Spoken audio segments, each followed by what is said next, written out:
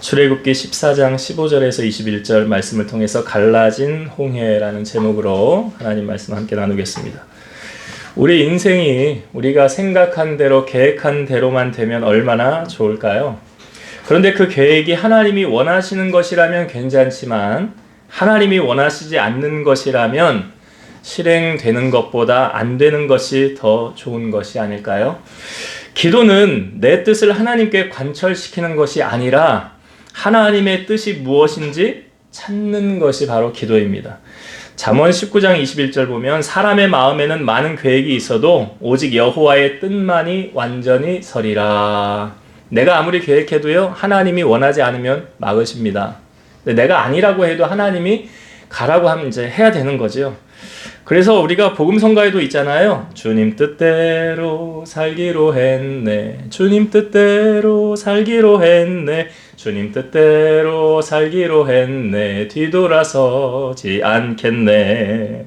그러니까 내 뜻이 아니라 주님 뜻대로 사는 인생이 바로 복된 인생이라는 거죠. 이사야 55장 8절과 9절 보면 이는 내 생각이 너희의 생각과 다르며 내 길은 너희의 길과 다름이니라. 여호와의 말씀이니라. 이는 하늘이 땅보다 높음 같이 내 길은 너희의 길보다 높으며 내 생각은 너희의 생각보다 높음이니라. 그러니까 하나님의 말씀이 내 머리로 이해가 되지 않는다 할지라도 그것을 순종하여서 그렇게 살다 보면 결국은 나에게 유익이 되더라는 거죠. 믿음의 조상인 아브라함이 하나님이 부른 나이는 75세였습니다. 75세에 부름을 받은 아브라함에게 하나님이 자녀를 주신다는 약속을 하고 아브라함을 불렀어요. 그러면 75세, 아브라함이 75세, 그의 아내 사라는 65세거든요. 늦었잖아요. 한시라도 빨리 자녀를 주셔야 되는 것 아닙니까? 그런데 부름을 받고 나서 10년이 지난 다음에도 자녀를 안 주시니까 아브라함이 하나님이 나타났을 때 이렇게 말합니다. 하나님, 우리 집의 상속자는 이 다메섹 사람 엘리에셀, 자기 집의 종이거든요. 다메섹 엘리에셀입니다. 주께서 내게 자녀를 주지 아니하셨으니까 내 집에서 길린 자가 내 상속자가 될 것입니다. 10년이 지나도 하나님 약속을 안 지켰잖아요. 그러니까 하나님이 아브라함에게 이렇게 말씀하시죠. 그 사람이 내 상속자가 아니라 네 몸에서 날 자가 내 상속자가 되리라. 그러니까 아브라함이 지금 85세, 사라가 75세거든요. 그러니까 아브라함이 사라에게 가서 얘기를 한 거예요. 하나님이 우리에게 자녀를 주신대. 내 몸에서 날 자가 상속자가 될 거래. 사라에게 얘기했더니 사라가 뭐라고 그러냐면 여호와께서 내 출산을 허락하지 아니하셨으니 원하건대 내 여종 하갈이죠. 내 여종 하갈에게로 들어가라. 내가 혹시 그로 말미암아 자녀를 얻을까 하노라. 이것도 보세요, 여러분. 하나님의 생각하고 사라의 생각이, 사라는 뭐라고 말해요? 나는 이미 아이를 낳을 수 없어 라고 말하잖아요. 하나님께서 내 출산을 허락하지 아니하셨으니까 그 다음에 생각한 게 뭐예요? 인간적인 방법을 동원하잖아요. 내 종 하갈을 데려다가 자녀를 낳아라. 왜냐하면 사라는 이미 폐경이 됐거든요. 그러니까 아이를 당연히 못 낳죠. 그런데 성경을 보면 사라가 89세 됐을 때, 아브라함이 99세 됐을 때거든요. 하나님이 아브라함에게 이렇게 말합니다. 내가 내년 이맘때 너에게로 돌아오리니 내 아내 사라에게 아들이 있으리라. 창세기 18장 11절. 아브라함과 사라는 나이가 많아 늙었고 사라에게는 여성의 생리가 끊어졌는지라. 자, 상식적으로 가볼까요? 여자가 아이를 낳으려면 배란이라는 걸 하고 그 안에 그게 만들어져야 이제 성자가 들어와서 이렇게 착성이 돼가지고 아이가 만들어지는 거 아닙니까? 이게 과학적인 거잖아요. 근데 이미 폐경이 됐다는 거예요, 사라가.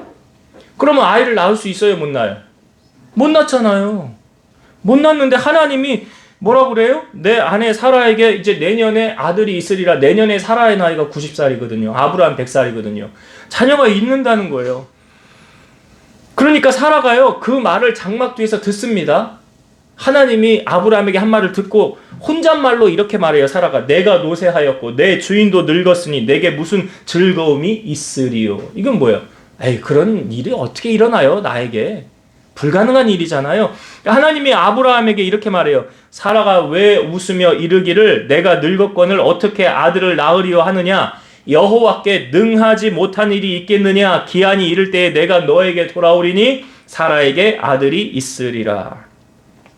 우리가 하나님의 기적을 경험하지 못하는 이유는요, 내 생각으로 하나님을 제한하기 때문에 그렇습니다. 아니 물이 물일 뿐이지 물이 어떻게 포도주가 될 수가 있어? 아니 그리고 여자가 어떻게 혼자서 아이를 임신해서 낳을 수가 있어? 어떻게 죽은 사람이 다시 살아날 수가 있어? 성경에 보면 온통 우리가 상식적으로 접근을 해도 이해가 안 되는 사건들이 너무나 많다는 거죠. 그런데 여러분 성경을 볼 때 이런 단서를 가지고 성경을 보면 그 다음에 다 이해가 돼요. 어떻게 성경을 보느냐? 하나님은 능치 못하심이 없어. 하나님은 못하실 것이 없어. 하나님은 다 하실 수 있어. 이런 전제 조건을 가지고 성경을 접근해 보세요. 그럼 하나님이 못하실 게 있습니까? 아니요. 다 하실 수 있어요. 우리가 기적의 주인공으로 살아가지 못하는 하나님을 온전히 신뢰하지 못하기 때문이라는 사실이죠. 예수님께서 이제 사역의 완성을 이루시기 위해서 십자가를 지시려고 예루살렘에 입성하십니다. 그걸 우리는 종려주일이라고 지키죠. 자, 종려주일 다음 날 예수님이 시장하셔서 한 무화과 나무 있는 곳에 갔는데 그때는 무화과의 열매가 맺을 시기가 아니었다고 그랬어요. 근데 예수님께서 그 나무가 열매를 없는 것을 보시고 이렇게 말씀하십니다. 그 무화과 나무를 향하여 이제부터 영원토록 사람이 너에게서 열매를 따먹지 못하리라. 그리고 다음 날 예수님이 그리로 지나갈 때 제자들이 그 무화과 나무가 뿌리째 말라 죽은 것을 보았어요. 그리고 베드로가 예수님에게 말합니다. 랍비여 보소서 저주하신 무화과 나무가 말랐나이다. 여러분 나무가요 하루아침에 말라 죽는 경우가 있어요 없어요? 그런 나무 보셨어요? 못 봤죠? 번개를 맞아가지고 타서 죽는 경우는 있어요. 그런데 멀쩡했던 나무가 다음날 뿌리채 온통 다 말라 죽어있더라. 그런 일은 없거든요. 그런데 예수님은 그 사건을 통하여 제자들에게 무엇을 심어주길 원하셨느냐? 자, 베드로가 한 말에 예수님의 답변입니다. 예수님이 이렇게 말했어요. 하나님을 믿으라. 뭐라고요? 하나님을? 여러분 우리가 저번 주 말씀을 나눌 때 믿는 것하고 아는 것은 다른 거라고 그랬어요. 그렇죠? 믿는 것하고 아는 것, 나 예수님 알아 하고 나 예수님 믿어 하고는 다른 거라고요. 신앙생활은 예수님을 믿는 것이지 아는 게 아니에요. 예수님 제자들을 향하여 뭐라고 말했다고요? 하나님을 믿으라. 그 다음에 이렇게 말했어요. 내가 누구든지 이 산더러 들리어 바다에 던져지라 하며 그 말하는 것이 이루어질 줄 믿고 마음에 의심하지 아니하면 그대로 되리라. 뭐라고요? 믿으래잖아요.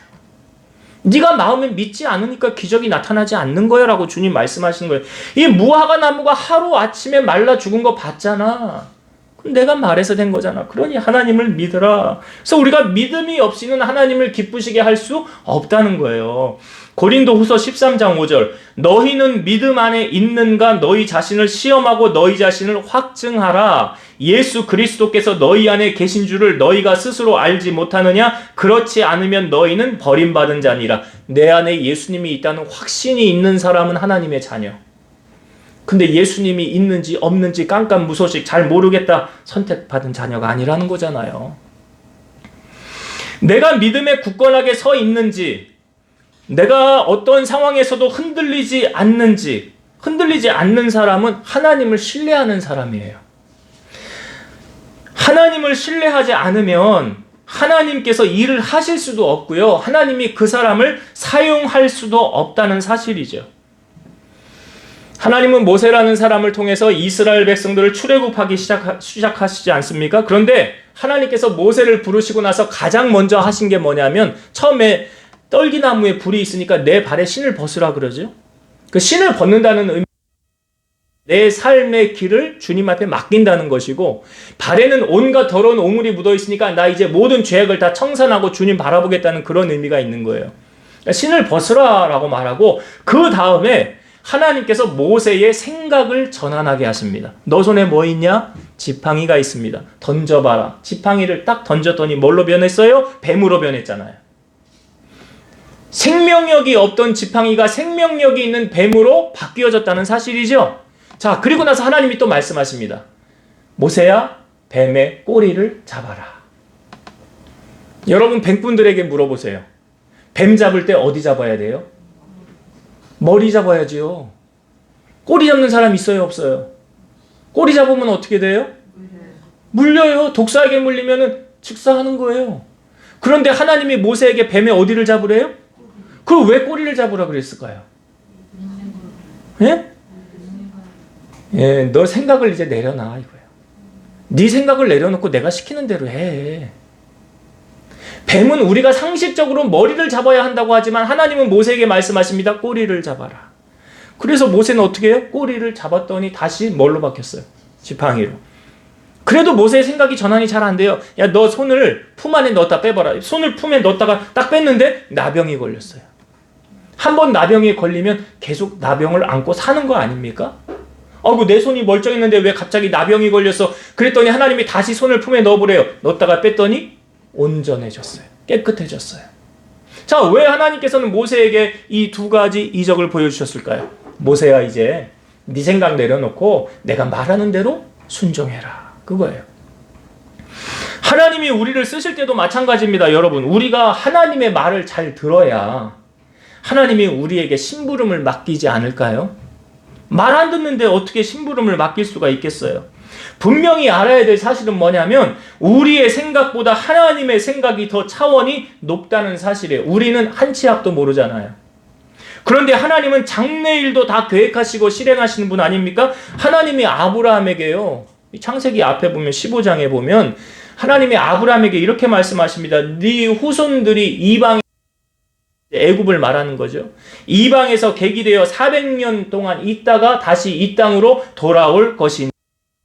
그러니까 하나님은 400년 뒤에 있을 일을 말씀해 주시는 거잖아요. 그래서 네 자손 4대 만에 그 이방 땅으로 돌아가겠고, 그래서 가장 먼저 이삭을 낳았죠. 이삭이 에서를 하는데 이제 야곱을 통해서 그 족속이 있죠. 야곱을 통해서 12아들이 낳게 되는데 사랑하는 아내 라헬을 통하여 얻은 첫째 아들이 누구예요? 요셉이죠.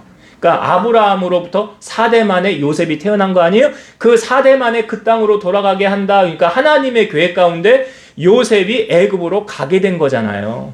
그래서 총리가 되었고 나중에 형들이 왔을 때 요셉이 한 말이 뭐예요? 하나님이 나를 이리로 보낸 거지 형들이 나를 이리로 보낸 게 아니라고 말하잖아요.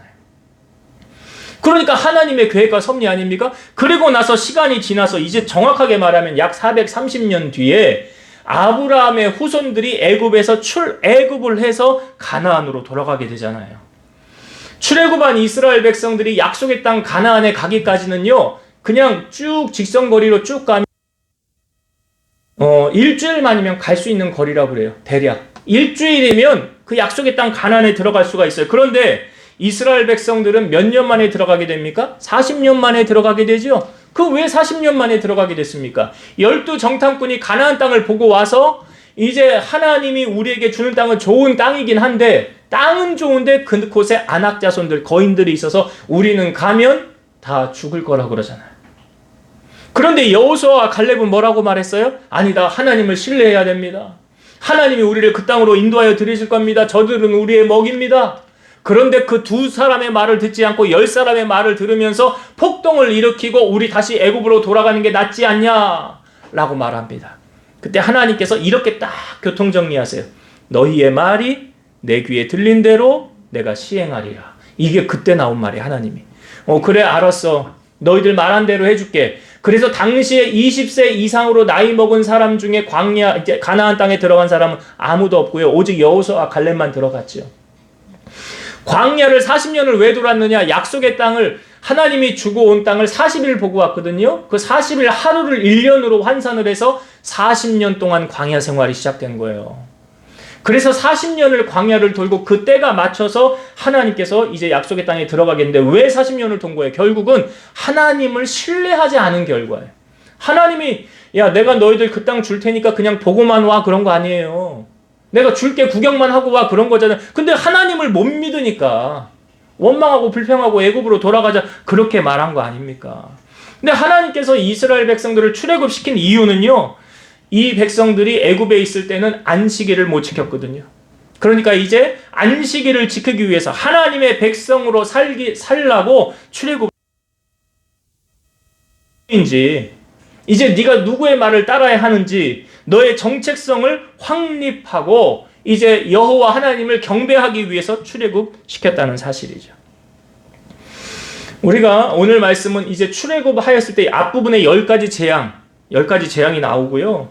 그 다음에 이제 출애굽, 홍해가 갈라진 사건이 나오는데 하나님께서 이제 왜 홍해를 가르셔서 이제 이스라엘 백성들로 하여금 가게 하셨는지 그 시나리오가 오늘 출애굽기 14장에 나오거든요. 아마 교회를 다녔었던 분들은 홍해 이야기 다 들어보셨을 거예요. 제가 질문을 한번 드려볼게요. 근데 하나님께서 왜 홍해 앞으로 이스라엘 백성들을 인도하셨을까요? 자, 홍해 앞으로 인도하신 이유가 뭘까요? 홍해를 가르시기 위해서? 그걸 가르셔서 하나님의 살아계심을 보이시기 위해서? 아니에요. 원래 하나님의 목적은 왜 홍해 앞으로 인도하셨느냐? 자, 이게 성경에 다 나오니까 성경을 한번 봅시다. 출애굽기 13장을 보세요. 13장 17절. 출애굽기 13장 17절. 여기 왜 홍해 앞으로 인도하시는지 이유가 나오거든요. 자, 17절.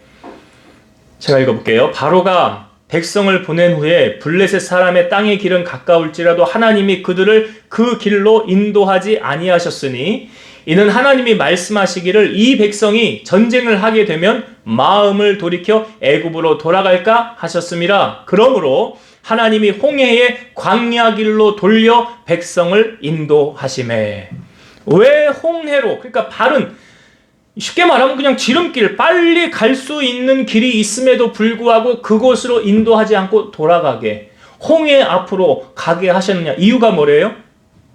만약에 블레셋 지방의 길로 가게 되면 전쟁을 하게 되어서 마음이 상하게 돼서 애굽으로 돌아가게 하실까봐, 돌아가게 할까봐. 우리 애굽으로 다시 돌아가자.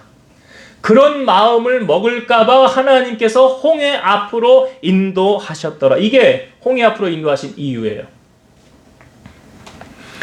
제가 이 말씀을 보시면서 이런 생각이 들었어요, 여러분. 하나님께서 우리에게 복을 주시려고 하시다가 주저하시는 이유는 뭘까 생각해 봤어요. 그러니까 빨리 지름길로 빨리 가면 우리도 고난도 없고요. 그냥 하나님의 복을 누리면서 살면 얼마나 좋습니까? 근데 하나님이 복을 주시려고 하다가 주저하시는 이유. 아직 안 되겠네. 그러는 이유가 뭘까? 거기 나와요. 그것도 나와요. 우리가 교만할까봐 그래요. 목에 힘들어갈까봐 그래요. 사람 무시할까봐 그래요. 그리고 하나님을 떠날까봐 그래요. 여러분들이 혹시 로또라는 것을 사보신 적이 있습니까? 로또 1등이 당첨이 안 되는 이유가 뭔지 아세요? 그게 확률적으로 번개 맞을 확률보다 낮다면서요. 로또 1등이 당첨이 안 되는 이유, 아직 하나님의 때가 이르지 않았기 때문에. 계속 사세요. 사지 말라는 거 아니에요. 로또 계속 사세요. 언젠가 되겠지. 하나님 때가 되면 되지 않을까요? 근데 아직 하나님의 때가 안 된 거예요. 그건 뭘 말하냐면 내가 마음의 준비가 안 된 거예요. 내가 아직 마음의 준비가. 그러니까 여러분 어떤 상황에서도 하나님을 경외하며 하나님을 신뢰하며 말씀에 순종하며 세상을 따라가지 않고 나 마지막 어떤 순간이라도 하나님만 섬기겠습니다. 그러니까 하나님이 딱 보셨을 때 너 이제 됐다. 너 이제 내가 믿을만 하다. 그럼 그때부터 하나님이 복을 주시지 않을까요? 여러분 가만히 여러분 자신을 한번 오늘 되돌아보세요. 들여다보세요. 나는 하나님 앞에 복을 받을 자격을 갖추고 있는가? 나 자신을 보는 거예요. 나는 복 받을 자격, 내가 복을 못 받으면 누가 복을 받아? 그런 만한 믿음의 분량이 그렇게 또 하나님 앞에 보시기에 내가 살아가고 있는가? 우리 자신 한번 돌아보자고요. 자, 지금 길을 돌아가게 하시는 하나님을 보시면 하나님이 지금 이스라엘 백성들 사랑하셔서 그렇게 한 거 아닙니까? 배려하신 거잖아요. 때로는 우리의 삶에요, 안 되는 것도 은혜예요. 돌아가게 하심도 은혜예요. 우리가 잘 돼야 형통해야만 은혜가 충만한 거 아닙니다. 요나를 보세요. 요나가 하나님이 말씀하시기를 너는 저 큰 성읍 니느웨로 가서 저들에게 복음을 전하라 라고 했잖아요. 그 악도 였느니라. 그러니까 요나가 여호와의 얼굴을 피하여 일어나서 다시스로 도망하려고 요빠 항구로 내려갔는데 마침 다시스로 가는 배를 만나는 거예요. 마침 여호와의 눈을 피해서 타시스로 가려고, 저 이탈리아 그쪽으로 가려고 했는데 배가 마침 있는 거예요. 그러니까 할렐루야네. 여호와 이레네. 우리가 불순종하여 갈 때 그 길이 형통하게 열리면 그거는 100% 마귀의 역사예요. 내가 잘못 가고 있는데 그 길이 잘 된다? 마귀가 길을 열어주는 거예요. 내가 불순종하여 갈 때 아무 일이 없으면 지금 하나님이 손 놓고 계시고 네 마음대로 해봐라 그러시는 거고요. 내가 불순종하여 가는데 고난이 따라오면 그건 하나님이 지금 나를 사랑하신다는 증거, 하나님의 배려예요. 자, 요나가 배를 타고 갔는데 어떤 일이 벌어졌습니까? 멀쩡했던 배가 풍랑이 일기 시작하잖아요. 그러니까 사람들이 배를 다시 항구로 돌리려고 했는데 돌려져요, 안 돌려져요? 안 돌려지죠. 그러니까 배가 가라앉으면 안 되니까 배에 있는 짐들을 다 바다에 던져요. 그거 다 재물 아니에요? 돈 아니에요? 돈 다 새 나가는 거예요. 그렇잖아요. 그리고 나도 안 되니까 왜 우리에게 이 재난이 왔는지 재앙이 왔는지 제비를 뽑아보자.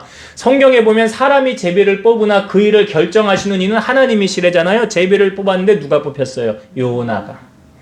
그러니까 사람들이 요나에게 묻죠. 왜 우리가 이 재앙을 너 때문에 우리가 이걸 겪어야 되냐? 왜 그러냐? 이유가 뭐냐? 그랬더니 하나님이 나를 니느웨로 가라고 했는데 내가 가기 싫어서 이 배를 탔다고. 그러니까 요나가 그래. 나를 들어서 바다에 던지면 이 풍랑이 그칠 거라고. 근데 사람들이 어떻게 멀쩡히 살아있는 사람을 어떻게 던집니까? 재앙을. 바다에 던질 수가 있겠습니까? 그런데도 안 되니까 이들이요 하나님 앞에 부르짖어 기도한 다음에 이렇게 기도했어요. 여호와여 구하고 구하오니 이 사람의 생명 때문에 우리를 멸망시키지 마옵소서. 무죄한 피를 우리에게 돌리지 마옵소서. 주 여호와께서는 주의 뜻대로 행하심이니이다. 그렇게 부르짖어 기도한다. 이게 하나님 믿는 사람들도 아니에요. 그리고 나서 요나를 던졌어요. 그리고 났더니 풍랑이 잠잠해졌어요. 그리고 하나님이 예비한 물고기가 와서 요나를 삼켰어요. 그리고 요나가 물고기 뱃속에 3일을 있었잖아요. 요나서 1장 17절 여호와께서 이미 큰 물고기를 예비하사 요나를 삼키게 하셨으므로 요나가 밤낮 3일을 물고기 뱃속에 있으니라. 여기 여호와께서 이미 큰 물고기를 예비하사. 그러니까 하나님이 우리 사랑하시니까 그냥 가만히 내버려 두시지 않는 거잖아요. 요나로 하여금 말씀에 순종하여 살게 하시지 않습니까? 이게 하나님의 사랑 방식이에요. 여러분이 말씀에 불순종하면 하나님이 어떻게 하신다고요? 하나님이 온갖 수단 방법 다 동원해서 하나님 뜻을 이루게 하신다고요. 요나는 주변의 사람들에게 다 손해를 끼치게 하였습니다. 혹시 우리가 하나님의 말씀에 불순종하여 갈 때 하나님이 요나에게 행하심처럼 우리에게 행하시지는 않는지 우리 자신을 잘 돌아봐야 돼요. 하나님은 언제까지 절대로 우리를 포기하지 않습니다. 우리가 그 길을 갈 때까지, 순종할 때까지. 왜요? 사람들이 뭐라고 그랬어요? 주 여호와는 주의 뜻대로 행하심이니이다 라고 말하잖아요. 그래서 여러분 절대로 우리가 하나님을 싸워서 이길 수 있어요? 없어요? 못 이겨요. 하나님께 순복하는 게 가장 빠른 지름길이라는 사실을 여러분이 아셔야 돼요. 자, 그래서 하나님께서 지금 이스라엘 백성들을 홍해 앞으로 인도했죠. 자, 홍해 앞으로 이제 이스라엘 백성들을 인도한 다음에 하나님께서 그 다음에 어떤 일을 행하시느냐? 자, 애굽의 왕인 바로의 마음을 움직여서 이스라엘 백성들을 쫓게 만드십니다. 자, 이 부분 성경을 한번 볼게요. 출애굽기 14장 3절과 4절 봅시다. 출애굽기 14장 3절과 4절.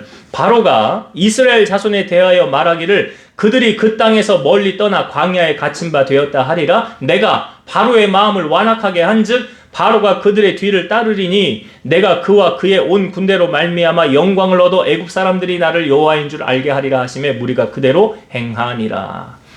바로의 마음을 누가 완악하게 했다? 자, 8절을 한번 또 보세요. 8절 14장 8절 여호와께서 애굽 왕 바로의 마음을 완악하게 하셨으므로 그가 이스라엘 자손의 뒤를 따르니 이스라엘 자손이 담대히 나갔음이라. 이스라엘 백성들을 누가 쫓게 만들었다? 그 결국은 바로가 한 것 같죠? 바로가 한 게 아니에요. 하나님이 한 거예요. 바로의 마음을 강팍하게 하신 분이 하나님이시래요. 로마서 9장 17, 18절. 성경이 바로에게 이르시되 내가 이 일을 위하여 너를 세웠으니 곧 너로 말미암아 내 능력을 보이고 내 이름이 온 땅에 전파되게 하려 함이라 하셨으니 그런즉 하나님께서 하고자 하시는 자를 긍휼히 여기시고 하고자 하시는 자를 완악하게 하시느니라. 여러분, 바로는요 애굽의 1인자예요. 바로보다 높은 사람 없습니다. 바로가 왕이라는 거예요. 그런데 그 왕의 마음 누가 주장하십니까? 잠언 21장 1절. 왕의 마음이 여호와의 손에 있음이 마치 본물과 같아서 그가 임의로 인도하시느니라. 왕의 마음 누구 손 안에 있다?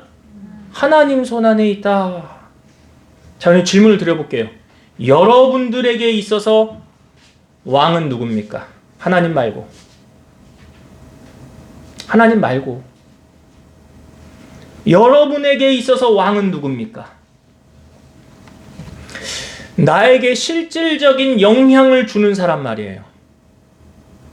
그 사람 한마디면 내가 꼼짝을 못하는 사람이에요. 난 누구의 통제도 받지 않는데 그 사람 말은 꼭 지켜야 되는 사람. 그 사람이 여러분들의 왕이에요. 그 사람이 나의 통치자라고요. 그런데 그 통치자를 조종하는 분이 누구라고요? 남유다가 멸망을 당하고 바벨론의 포로로 잡혀갔습니다. 나라가 멸망을 당하고 유대인들이 포로로 잡혀와서 다시 유대인들이 예루살렘에 돌아가서 성전을 건축하려고 할 때 하나님이 어떻게 했어요? 바사왕 고레스의 마음을 움직이시잖아요. 고레스가 말합니다. 하늘의 하나님 여호와께서 세상 모든 나라를 내게 주셨고 나에게 명령하사 유다 예루살렘의 성전을 건축하라 하셨으니 너희 중에 그의 백성된 자는 다 유다 예루살렘으로 올라가서 이스라엘 하나님 여호와의 성전을 건축하라. 바사왕 고레스의 마음 누가 움직이신 거예요? 하나님이.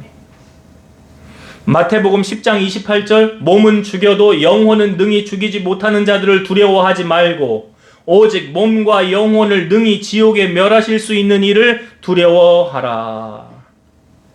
여러분을 통치하고 다스리는 그 왕, 제가 질문을 드렸던 하나님 말고 그 사람을 두려워하지 말고요.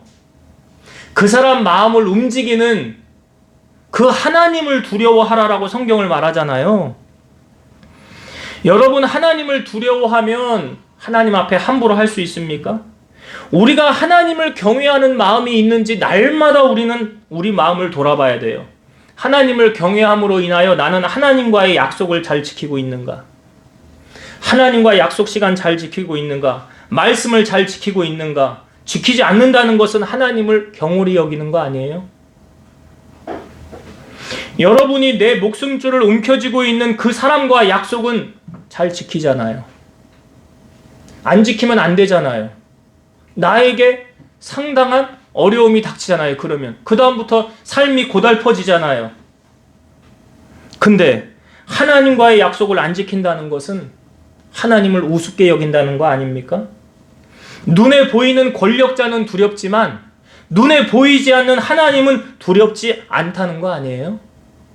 그런데 그 권력자를 움직이는 그분, 그 사람의 마음을 누가 주장한다고요? 그걸 분명히 하셔야 돼요, 여러분이. 하나님이 주장한다고요. 그래서 하나님은 죽이기도 하시고 살리기도 하신대잖아요. 높이기도 하시고 낮추기도 하시고 부유하게도 하시고 가난하게도 하시는 그분이 누구시냐? 하나님이시래잖아요. 자, 이스라엘 백성들이 지금 이제 홍해 앞에 다다랐지요? 뒤에는 애굽의 군사가 쫓아오잖아요. 자, 그런데 하나님이 홍해 앞에 있는 이스라엘 백성들에게 어떻게 행하시느냐? 자, 오늘 우리가 읽은 본문 출애굽기 14장 17절 18절을 한번 보세요. 17절 18절. 내가 애굽 사람들의 마음을 완악하게 할 것인지 그들이 그 뒤를 따라갈 것이라. 내가 바로와 그의 모든 군대와 그의 병거와 마병으로 말미암아 영광을 얻으리니 내가 바로와 그의 병거와 마병으로 말미암아 영광을 얻을 때에야 애굽 사람들이 나를 여호와인 줄 알리라 하시더니. 한 번 더 볼게요. 자, 26절부터 또 볼게요. 14장 26절부터. 여호와께서 모세에게 이르시되 내 손을 바다 위로 내밀어 물이 애굽 사람들과 그들의 병거들과 마병들 위에 다시 흐르게 하라 하시니 모세가 곧 손을 바다 위로 내밀매 새벽이 되어 바다의 힘이 회복된지라 애굽 사람들이 물을 거슬러 도망하나 여호와께서 애굽 사람들을 바다 가운데 엎으시니 물이 다시 흘러 병거들과 기병들을 덮되 그들의 뒤를 따라 바다에 들어간 바로의 군대를 다 엎으니 하나도 남지 아니하였더라. 자, 물속에 수장하여 죽은 사람들은 어떤 사람들입니까? 다 죽었잖아요. 누구요? 바로의 군사들. 근데 여기 이스라엘 백성들을 죽은 사람이 있어요? 없어요? 없잖아요.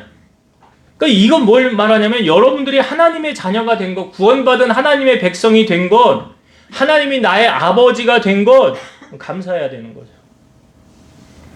지금 애굽 사람들은 세상 사람들을 말하는 거예요. 하나님 안 믿는 사람들 말하는 거 아닙니까? 우리가 한 2주 전인가요? 노아의 말씀을 나누었을 때 노아의 물 심판을 행할 때 하나님이 거기 의인은 다 건지셨죠. 의인은 건지셨잖아요. 악인은 다 멸망을 당했잖아요. 그러니까 안 믿는 사람들이 심판의 대상이에요. 믿는 사람들은 심판의 대상이 아니라는 거. 사망에서 생명으로 옮겨졌다고요. 우리는 예수 그리스도의 그 보혈의 능력으로 죄사함 받고 이사야 43장 2절과 3절 내가 물 가운데로 지날 때에 내가 너와 함께 할 것이라 강을 건널 때에 물이 너를 침몰하지 못할 것이며 네가 불 가운데로 지날 때에도 타지도 아니할 것이요 불꽃이 너를 사르지도 못하리니 대저 나는 여호와 네 하나님이요 이스라엘의 거룩한 이요 네 구원자임이라. 우리를 구원하실 이는 예수밖에 없죠. 십자가에 달려서 예수 고난 당했네 나를 구원하시리 예수밖에 없네. 나를 구원하시리는 예수밖에 없어요. 이것은요 여러분들의 문제를 해결해 주시리는 누구밖에 없다? 예수님밖에 없어요.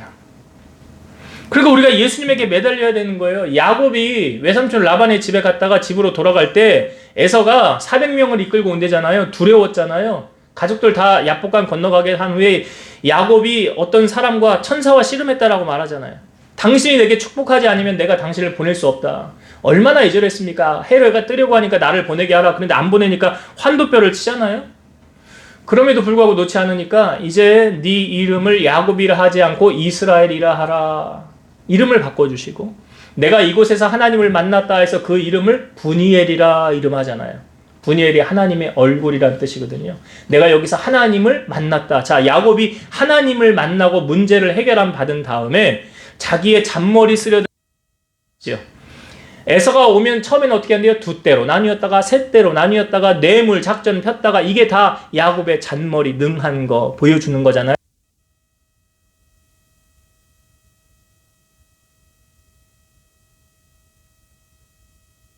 만났으니까 나 문제 해결받았다고 에서 앞으로 나아가잖아요. 이게 야곱의 달라진 삶 아닙니까? 이게 홍해 사건을 통해서도 우리에게 지금 명백히 보여주고 있거든요. 하나님이 어떻게 개입하시느냐. 심판의 대상들, 악인들은 다 홍수에 수장돼서 다 죽었어요. 그런데 뒤에서 애굽의 군사가 쫓아올 때 그거 보일 거 아니에요. 그때 하나님이 어떻게 일하셨느냐. 자, 성경을 한번 봅시다. 14장 19절 20절 14장 19절 20절 이스라엘 진압해 가던 하나님의 사자가 그들의 뒤로 옮겨가매 구름 기둥도 앞에서 그 뒤로 옮겨 애굽 진과 이스라엘 진 사이에 이르러서니 저쪽에는 구름과 흑암이 있고 이쪽에는 밤이 밝음으로 밤새도록 저쪽이 이쪽에 가까이 못하였더라. 뒤에 애굽의 군사가 쫓아와요. 근데 어떻게 됐대요?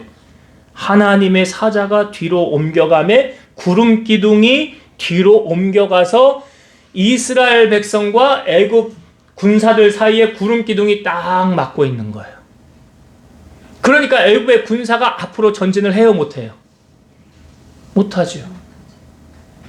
못하잖아요. 누가복음 21장 17, 18절 또 너희가 내 이름으로 말미암아 모든 사람에게 미움을 받을 것이라 너희 머리털 하나도 상하지 아니하리라. 예수님 때문에 당하는 고난 핍박이 있다 할지라도 주님이 다 지키신다는 사실 아닙니까? 사실 이스라엘 백성들이요, 출애굽을 해서 앞에는 홍해, 뒤에는 애굽의 군사, 이런 상황에 놓였을 때 이게 진퇴양난이죠. 앞으로도 못 가고 뒤로도 못 가는 이런 상황에 이스라엘 백성들이 어떻게 했는지 아세요? 성경을 한번 보세요. 14장 11절 12절. 14장 11절 12절. 그들이, 이스라엘 백성들이 또 모세에게 이르되 애굽에 매장지가 없어서 당신이 우리를 이끌어내어 이 광야에서 죽게 하느냐? 어찌하여 당신이 우리를 애굽에서 이끌어내어 우리에게 이같이 하느냐? 우리가 애굽에서 당신에게 이른 말이 이것이 아니냐? 이르기를 우리를 내버려 두라. 우리가 애굽 사람을 섬길 것이라 하지 아니하더냐? 애굽 사람을 섬기는 것이 광야에서 죽는 것보다 낫겠노라. 지금 뭐라고 말하고 있어요? 앞으로도 못 가지요, 뒤로도 못 가지요. 그러니까 뭘 쏟아내고 있어요? 불평을 쏟아내고 있어요. 원망을 쏟아내고 있어요. 여러분, 혹시 이것이 우리의 모습은 아닙니까? 왜 불평과 원망을 하는 줄 아세요? 하나님의 계획을 모르니까. 하나님 섭리를 모르니까. 우리 한 치 앞도 모르잖아요. 지금 보세요. 하나님이 어떻게 하실지 이미 다 계획해 놓으셨잖아요. 우리 그거 모르니까. 그냥 눈앞에 보이는 것만 생각하면서 불평하고 원망하고 아직 일어나지도 않은 일을 미리 앞서서 염려하지는 않습니까? 베드로전서 5장 7절. 너희 염려를 다 주께 맡기라. 이는 그가 너희를 돌보심이라. 염려 맡기래잖아요. 못 맡기는 사람, 믿음 없는 사람. 디모데후서 1장 7절. 하나님이 우리에게 주신 것은 두려워하는 마음이 아니요 오직 능력과 사랑과 절제하는 마음이니. 그러니까 하나님을 신뢰하면 절대로 절망하거나 두려워하거나 염려하지 않아요. 내가 믿음이 없으니까 그러는 거예요. 그러니까 사람이 언제 염려하느냐? 믿음 떨어지면. 예수님이 오병이어의 기적을 행하신 후에 제자들을 배태워서 빨리 건너편으로 가게 합니다. 그리고 예수님은 홀로 산에 올라가셔서 기도하십니다. 기도하신 다음에 배가 이제 육지에서 떨어져 있는데 풍랑으로 말미암아 고난을 당하고 있었을 때 예수님이 물 위를 걸어서 제자들에게 갑니다. 그걸 보고 제자들이 유령 아닌가 할 때 예수님이 즉시 말씀하시기를 안심하라 내니 두려워하지 말라 그래요. 그때 수제자였던 베드로가 만일 주님이시거든 나를 명하여 물 위로 오라 하소서 그랬더니 예수님이 오라 그래요. 베드로가 물 위를 걸어서 예수님에게 가요. 그런데 가다가 빠져요. 왜 빠진 줄 아세요? 바람을 보고 무서워 빠졌더라. 그래서 소리를 지르면서 주여 나를 구원하소서. 그러니까 예수님이 즉시 손을 내밀어서 베드로를 붙잡으시면서 이렇게 말씀하십니다. 믿음이 작은 자여 왜 의심하였느냐. 베드로 왜 빠진 거예요? 의심했다는 건 뭐예요? 믿음이 없는 거예요. 믿음이 없는 거라고요. 여러분, 믿음이 이게 못한다고 그랬잖아요. 하나님을 기쁘시게 못하면 내 소원이 이루어져요? 안 이루어져요? 그렇게 다 연결되는 거잖아요. 염려가 증가한다. 불안과 초조가 자꾸 내 삶을 감싸는 것 같다. 일어나지도 않은 일을 미리 앞당겨서 지금 염려하고 있다. 그건 하나님을 신뢰하지 못하기 때문에 그런 거예요. 그건 다른 말로 믿음 없는 거예요. 홍해가 여러분 어떻게 갈라진 것입니까? 모세가 손 내밀어서 홍해가 갈라졌다 말하는 사람들인데 성경 잘 모르고 하는 사람들이에요. 그 말하는 거는. 모세가 손을 내밀어서 홍해가 갈라진 게 아니에요. 홍해가 어떻게 갈라졌느냐? 21절을 보세요. 제가 오늘 본문을 21절까지 우리가 보았는데 21절에 그 이유가 나오거든요. 자, 21절 말씀 한번 같이 읽어봅시다. 시작. 모세가 바다 위로 손을 내밀매 여호와께서 큰 동풍이 밤새도록 바닷물을 물러가게 하시니 물이 갈라져 바다가 마른 땅이 된지라. 자, 모세가 손 내밀어서 홍해가 갈라졌다? 잘못 알고 있는 거예요. 그 다음에 뭐라고 나와요? 성경에 여호와께서 큰 동풍을 밤새도록 바닷물을 물러가게 하시니. 여러분, 홍해가 어떻게 갈라졌다고요? 하나님이 바람을 불어서 홍해가 갈라지게 했다는 거예요. 바람을 불어서. 우리 하나님은 졸지도 아니하시고 주무시지도 않는다잖아요. 내가 산을 향하여 눈을 들리라. 나의 도움이 어디서 올까? 나의 도움은 천지를 지으신 여호와께로서로다. 그러니까 여러분 찬송가 있잖아요. 예수가 함께 계시니 시험이 오나 겁없네. 기쁨의 근원 되시는 예수를 위해 삽시다. 날마다 주를 섬기며 언제나 주를 기리고 그 사랑 안에 살면서 딴 길로 가지 맙시다. 예수님이 함께 계시니까 시험이 와도 겁이 없대잖아요. 여러분들도 그렇습니까? 입술로만 찬송 고백하십니까? 삶으로 고백을 하십니까? 마태복음 28장 19, 20절 그러므로 너희는 가서 모든 민족을 제자를 삼아 아버지와 아들과 성령의 이름으로 세례를 베풀고 내가 너희에게 분부한 모든 것을 가르쳐 지키게 하라. 볼지어다 내가 세상 끝날까지 너희와 항상 함께 있으리라.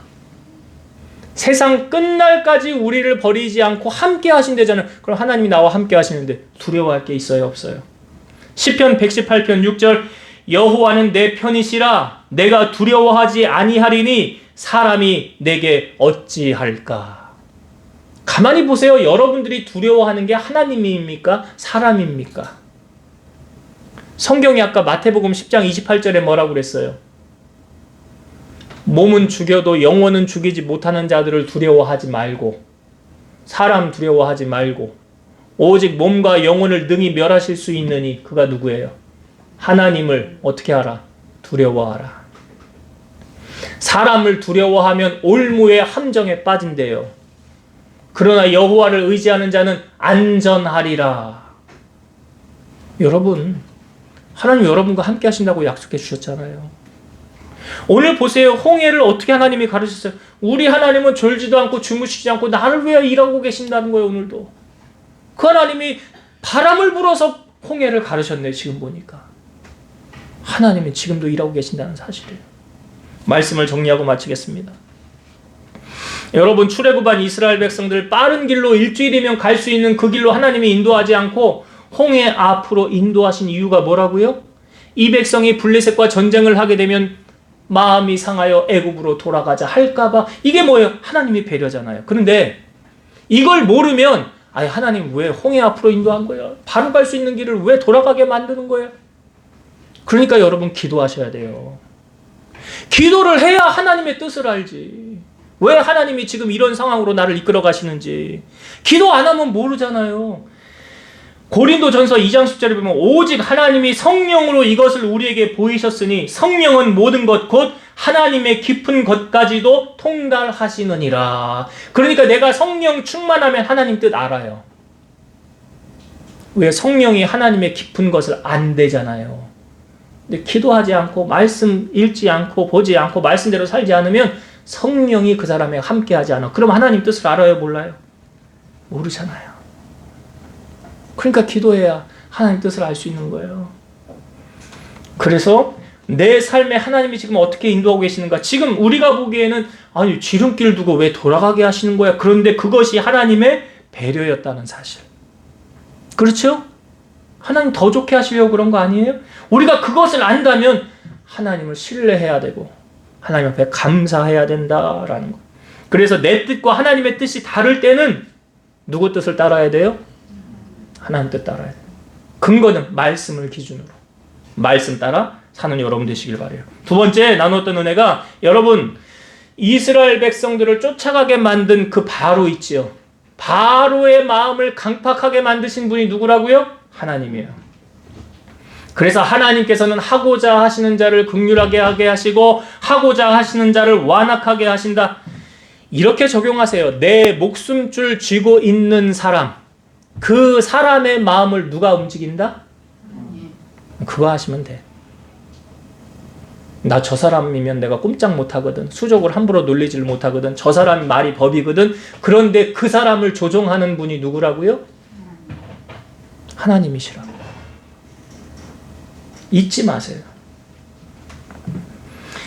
그리고 마지막 세 번째, 우리가 홍해 앞으로 다다랐을 때 아픈 홍해 뒤에는 애굽의 군사가 쫓아왔을 때 하나님께서 어떻게 일하셨습니까? 자, 먼저는 애굽의 군사가 이스라엘 백성, 하나님의 백성들을 치지 못하게 하도록 하나님의 사자 구름 기둥이 앞에서 뒤로 옮겨갔더라. 머리 털끝 하나 상하지 않도록 하나님이 우리를 지키신다는 사실. 불 가운데서도 건지신다는. 다니엘 사자굴에 들어갔는데 건진받았죠. 사드락 메삭 아벳느고 풀무불 용광로 불 속에서도 건진받았죠. 그 이유는 하나님을 의지하였기 때문이라. 하나님이 건져주신 거 아닙니까? 하나님이 오늘도 우리를 위하여 세심하게 일하고 계신다는 사실. 그렇게 구름 기둥으로 우리를 지키시고 뿐만 아니라 우리를 위하여 계속 일하고 계시죠. 자, 홍해가 어떻게 갈라졌다고요? 자, 모세가 손 내밀어서 홍해가 갈라졌습니까? 어떻게 갈라졌다고요? 밤새도록 동풍을 하나님이 불어서, 바람을 불어서 하나님이 가르셨다는 사실은 오늘도 하나님이 우리 앞에 홍해를 거두시기 위해서 계속 일하고 계신다는 사실. 믿으십니까? 하나님 오늘도 우리를 위해 일하고 계세요. 그 하나님을 신뢰하고 승리하는 여러분 되시기를 주의 이름으로 축복합니다. 기도하겠습니다. 지금도 살아서 역사하시는 하나님 감사합니다. 이스라엘 백성들 430년 만에 출애굽을 하여 길을 갈 때 가까운 길을 두고 하나님은 돌아가게 홍해 앞으로 인도하셨습니다. 우리가 한 치 앞도 모르기 때문에 그런 상황에서 불평과 원망할 수 있지만 정말 하나님을 신뢰한다면, 하나님의 섭리와 계획 안에 내가 있다고 한다면 우리는 하나님을 신뢰하고 지금 당장은 이해할 수 없다 할지라도 하나님을 바라보면서 기쁨과 감사, 영광을 올려드릴 수 있도록 저희의 믿음을 굳건하게 하여 주시옵소서. 어떠한 순간에도 하나님을 떠나지 않고 사람을 두려워하는 것이 아니라 하나님을 경외하는 마음을 가지고 끝까지 믿음 안에 서서 하나님만을 바라보고 하나님의 도우심을 경험하며 살아가는 우리 성도들 다 되게 하여 주옵소서. 예수님의 이름으로 기도드리옵나이다. 아멘.